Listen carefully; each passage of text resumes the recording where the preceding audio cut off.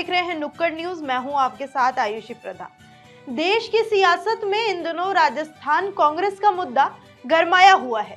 कांग्रेस के दो बड़े नेता एक ही पार्टी में होकर भी एक दूसरे के खिलाफ हैं। सचिन पायलट और अशोक गहलोत के बीच की लड़ाई किसी से छुपी नहीं है। विपक्ष से लड़ने के बजाय राजस्थान कांग्रेस में ही गृह युद्ध की स्थिति बनी हुई है। सचिन पायलट के गहलोत सरकार के खिलाफ अनशन ने गहलोत और कांग्रेस दोनों को ही बेचैन कर दिया है। आगे क्या होगा कोई नहीं जानता, लेकिन अशोक गहलोत वर्सेस सचिन पायलट देख गहलोत और सचिन के पिता राजेश पायलट के बीच रहा 36 का आंकड़ा याद आ जाता है। ये दुश्मनी सिर्फ सचिन और गहलोत तक ही सीमित नहीं है, बल्कि बरसों से चली आ रही है। सचिन पायलट के पिता राजेश पायलट के साथ भी गहलोत की जमती नहीं थी। अब जब सचिन पायलट और गहलोत के बीच चल रही खींचतान से कांग्रेस आलाकमान भी परेशान है, तो ऐसे में अशोक गहलोत और राजेश पायलट के बीच संबंधों की याद ताजा हो जाती है। राजस्थान की सियासत में अशोक गहलोत और राजेश पायलट ने एक साथ ही एंट्री की थी। दोनों के राजीव गांधी से अच्छे ताल्लुकात थे, फिर भी दोनों के बीच हमेशा 36 का आंकड़ा रहता था। वर्ष 1993 में गहलोत और राजेश पायलट के बीच जोधपुर में कड़वाहट खुलकर सामने आ गई थी। हुआ ये था कि राजेश पायलट तब केंद्र सरकार में संचार राज्य मंत्री थे। उन्हें जोधपुर में प्रधान डाकघर के एक भवन का उद्घाटन करना था। उसी वजह से एक कार्यक्रम में आए हुए थे।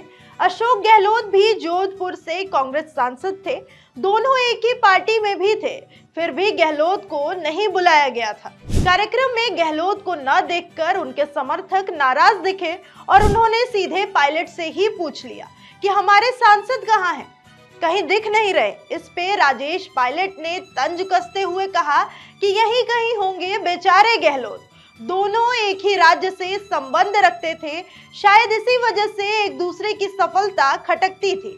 राजेश पायलट ने 1993 में ही गहलोत से मंत्री पद छीन लिया था।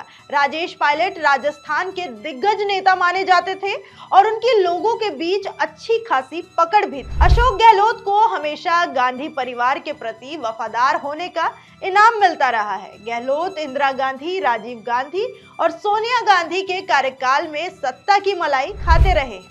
बताया ये भी जाता है कि गांधी परिवार गहलोत पर आंख मूंद कर भरोसा भी करता आया है, लेकिन सन 1993 के दौरान जब सोनिया गांधी एक्टिव नहीं थी, तब गहलोत राजस्थान की सियासत में दरकिनार किए जा रहे थे और राजेश पायलट का कद बढ़ने लगा था।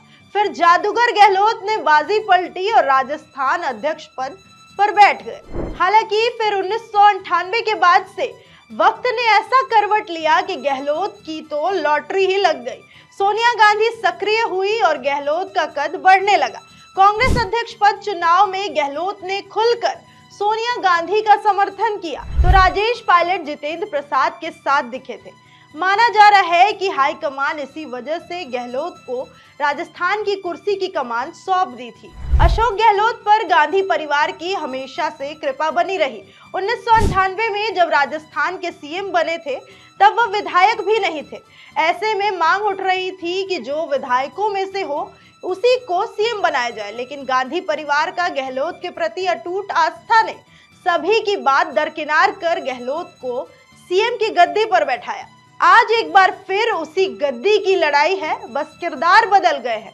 वही 36 का आंकड़ा है, बस फर्क इतना है कि इस बार गहलोत के खिलाफ मैदान में राजेश पायलट की जगह उनके बेटे सचिन पायलट है। तो फिलहाल राजस्थान की ये लड़ाई कहां तक जाएगी, आप कमेंट बॉक्स में हमें कमेंट करके बताइए और देखते रहिए नुक्कड़ न्यूज। धन्यवाद।